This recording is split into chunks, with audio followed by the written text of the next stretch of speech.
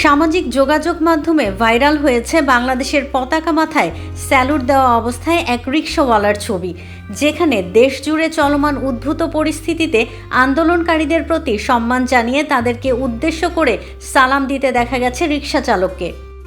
মুহূর্তের মধ্যেই ইন্টারনেট দুনিয়ায় ছড়িয়ে পড়েছে সেই ছবি। রিকশা চালকের পরিচয় জানা না গেলেও তার সেই ছবি সামাজিক যোগাযোগ মাধ্যমে শেয়ার করেছেন সকলে। গেল কয়েকদিন ধরে দেশ জুড়ে শিক্ষার্থীদের যেই আন্দোলন, সেই আন্দোলনে সাধারণ মানুষের পাশাপাশি তারকা, রিকশাওয়ালা, শ্রমিকরাও এগিয়ে এসেছেন, শিক্ষার্থীদের দাবির সঙ্গে একমত পোষণ করেছেন।